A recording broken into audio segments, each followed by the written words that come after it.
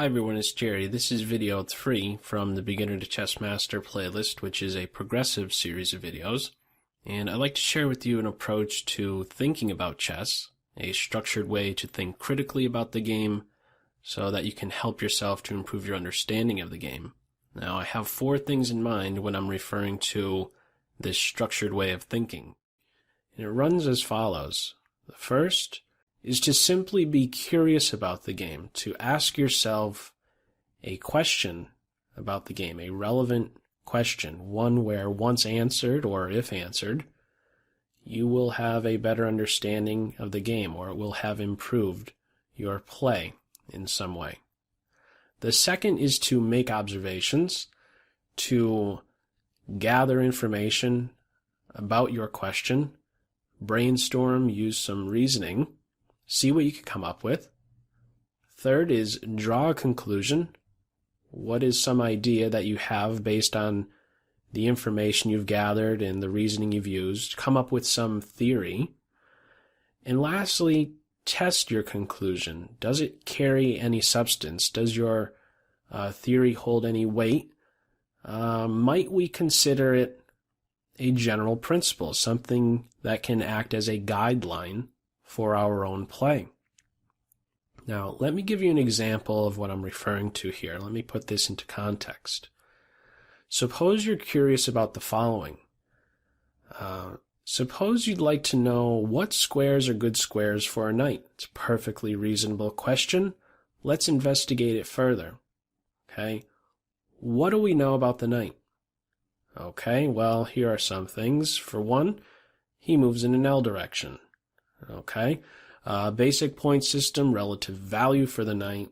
He's worth 3 points, and he has a jumping ability. Now, keep in mind, I'm not sure this information I'm gathering right now will be so helpful to us, but I'll nevertheless be considering it. We're not sure how it'll apply or if it'll apply. Another thing we can say, well, if we're curious about what good squares there are for a knight, or what squares are good squares for a knight, how does the knight stand on each square? What does the knight do on each square of the board? Now, what I have mapped out is the maximum number of moves a knight has from every square on the board. What we can observe here, something we can say from this information we've gathered, and this is primarily only based on the mobility of the knight, is that he has a lot of options towards the center of the board. In these central 16 squares, he has 8 options, and in chess, the more options, the better when it's your turn to move. So we'd like to have our pieces maximized. A knight standing in the center, a theory we might have based on this information is that the knight does well in the center of the board. Now, if you're to test that out, what you're going to find is that it does carry a good weight. Okay, it does have substance. We may very well regard that as a general principle. It is a well-known general principle that the knight stands well in the center of the board. This is nothing new. Okay, I'm just trying to share with you something right here. This example I gave is one where we took something we already knew, the knight's mobility, and we derived from it a better understanding of the knight. We now have a better sense of where the knight belongs in the game. Now, the more interesting question, this is what I found to be quite interesting, is that the more questions you ask, we find out new things about the game. For example, if we're to ask a similar question only now in the case of the queen, or in other words, what squares are good squares for a queen? Let's see what that leads us to. Doing a breakdown about the queen, she moves like a rook and bishop. Well, in the case of the knight, we found that that wasn't so helpful to us. Knowing the way a piece moves was not so important to us. The basic point system for the queen, she's worth 9. And also, okay, looking at the mobility of the queen, we're once again seeing in the case of the queen the maximum number of moves here that the queen has from every square on the board. Similar to the knight, the queen is having a maximum number of moves in the center. In fact, if we looked at all pieces, the bishop, we could see its mobility.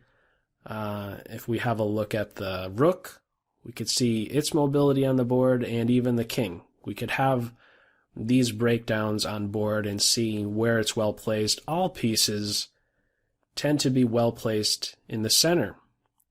Now, still looking at the queen here, what theory might we be able to come up with based on this information? Well, we can also have this idea that the queen does well in the center.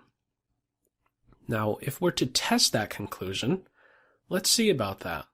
What we're going to find, and what's well known already, just like in the case of the knight does well in the center, but the queen, she does not. And why is that the case? If we're running out towards the center with the queen, just starting the game and we bring the queen out very early, we're going to find that our opponent's knights, our opponent's bishops, these lesser valued pieces, will give her a problem. They will attack the queen, and she will be having to react. And that is not a good position to be placing yourself in, where you're constantly reacting to your opponent's threats. The knight did not have that problem, did he? He's able to go in the center. He doesn't have anybody that could really scare him away, any piece that can scare him away. If he's attacked with an enemy knight, he doesn't necessarily have to run away. We could support him with a pawn, a knight, a bishop, any other piece.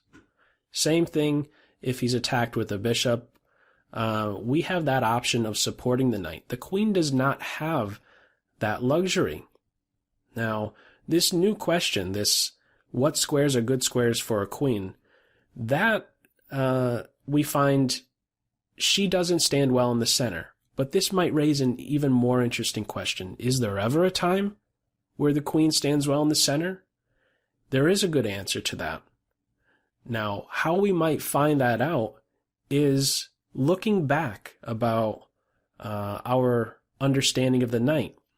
Well, he stands well in the center because he has a lot of options. Why is the queen not standing well in the center? She has a lot of options as well. The difference between the two, and differences in chess is a very big deal. This will lead us to making new discoveries, developing a better understanding of the game, finding differences. The difference between the knight and the queen is that the knight is fearless. There's very few pieces that can attack him, and he doesn't necessarily have to run away. The queen does, okay? She does have to run away when she's attacked by these minor pieces. So is there ever a time that the queen is well placed in the center? Yes. In certain conditions, she is excellently placed in the center. What might those conditions be?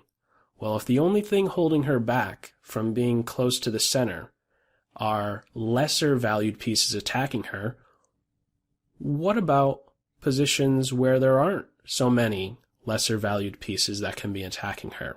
Suppose there are no minor pieces. Well, what we can be saying here, just sharing with you an abbreviated or a fast forwarding instead of going through this whole breakdown again, what we can be concluding here is that the queen will stand well placed in the center, or it's more likely, I should say, it's more likely the queen will stand well in the center as more and more pieces are exchanged off the board. Okay? Now, we started off with something very basic here, just as a close. We started off with something very basic. We took something we already knew, the question related to the knight and his mobility, what squares are good for a knight. We derived from it a better understanding of the knight. We know he stands well in the center. This led to another interesting question, like in the case of the queen in her mobility, and this, of course, drew some attention to certain conditions. When exactly is the queen well placed in the center? Okay? Again, just a breakdown here of the bishop's mobility. He's a little bit more difficult to describe. He's quite often well placed working from afar. The rook, as we could see, not so much excitement, 14s everywhere. And similar to the queen, he doesn't have a great place in the center of the board, not only because he's not necessarily so well placed any better in the center than he is anywhere else on the board, but he's also of greater value than those minor pieces. And the king, well, he's the most valuable. He should stay far away from the center, at least at the very early stage of the game. So, again, just that quick breakdown, a structured frame of mind, or a structured way of thinking about the game, to simply be curious, make observations, draw a conclusion, test your conclusion, see what you can come up with. I'm sure there are plenty more interesting questions than I've thrown at you in this video, but nevertheless, I hope it is helpful to you as you try to think critically about the game and try to improve your understanding of the game. So that's all for this video. As always, I hope you got something out of it, and I will catch you in video 4. Take care. Bye.